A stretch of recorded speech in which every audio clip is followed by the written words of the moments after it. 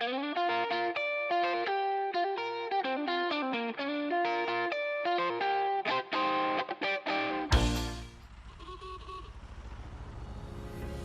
to another episode of Antique Overland. I'm finally catching up on some videos from events we went to this past summer. We've had some amazing adventures while classic camping, but one of our highlights was the Great Gatsby Festival at the Tallac Historic Site. There's nothing better than camping at the Pope House, just steps away from Lake Tahoe in August. And combining several of our favorite hobbies, classic camping, pre-war cars, and living history, seem to make everything work together perfectly. Join us as we share some great memories from 2025, the Great Gatsby Festival at Tallac Historic Site. In case you didn't believe me the first time I said it, this was a great event, and I highly encourage you to come out for the 2026 event. I'll put the links in the description below. Besides the ability to camp at a period site, this gave us all a chance to play with equipment we don't always take out to events. Material culture studies and experimental archaeology are our main focus, and this event gave us the ability to have that and more. You'll notice some familiar pieces from previous videos, but there's some hidden treasures in this video as well.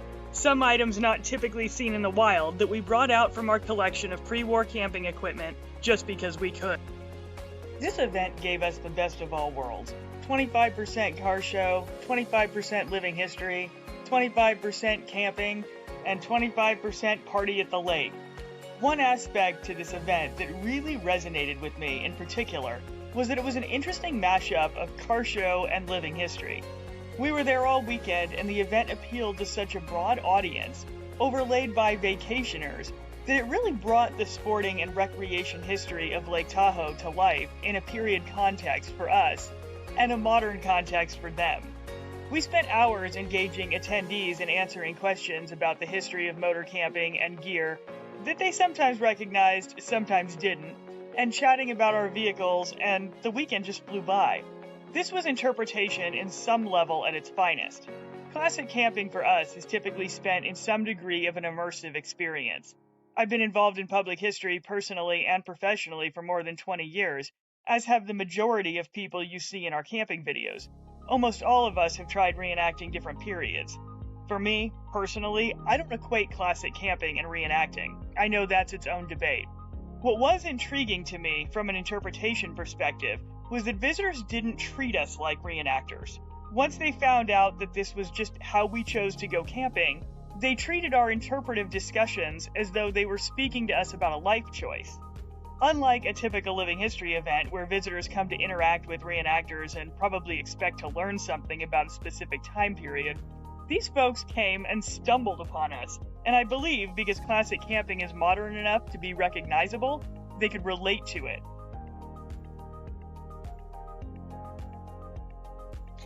Enough about interpretation. Let's get back to looking at this event. As you can see in the upcoming clips, and should know from our previous videos, we don't just collect classic camping equipment for show. We put most of it to use. There are a few exceptions to that. The fire starters in their original box that you saw earlier, as well as the original air mattress. It still holds air, and we want to keep it that way. Some of the fishing tackle has its parameters as well. We stock the boxes with original pieces, but fish with modern equivalents. There are enough modern lures out there that are still essentially the same as their period counterparts that we aren't willing to lose the originals.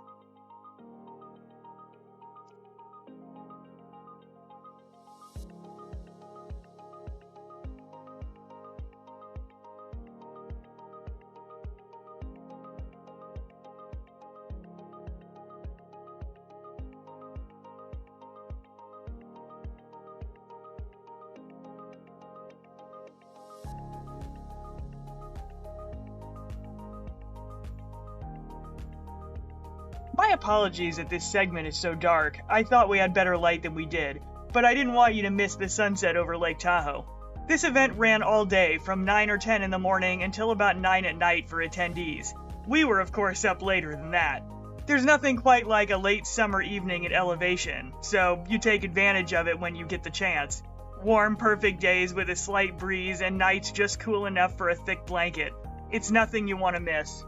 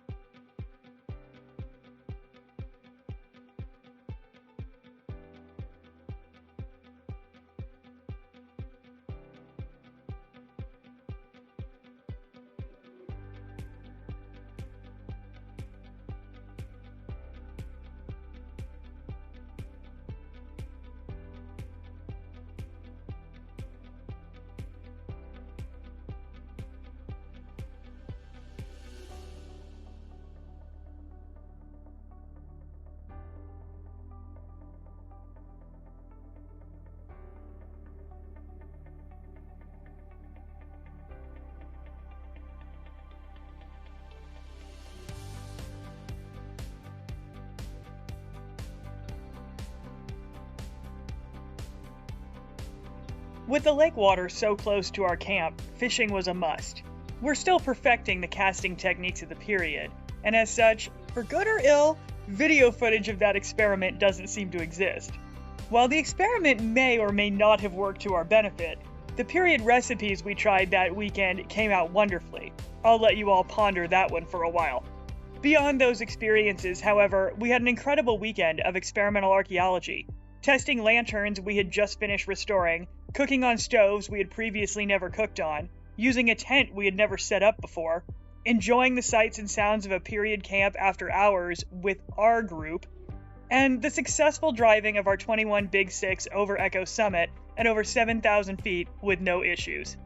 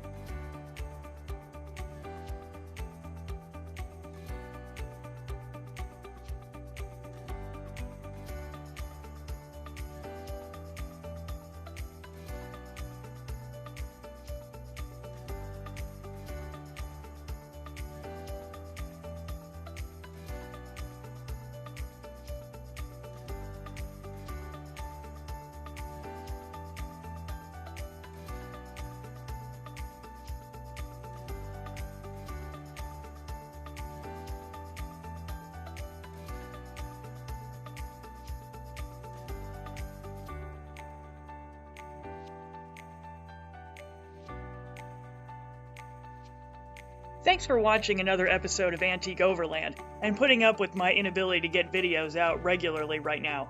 I promise the 2026 season will look a little different when it comes to my time schedule. Until then, thanks for watching, and I'll get those videos up when I can. In the meantime, please like, share, subscribe, and do all those fun social media things you like to do. Hope to see you at the Great Gatsby Festival, August 8th and 9th, 2026, at Tallac Historic Site. Thanks for watching.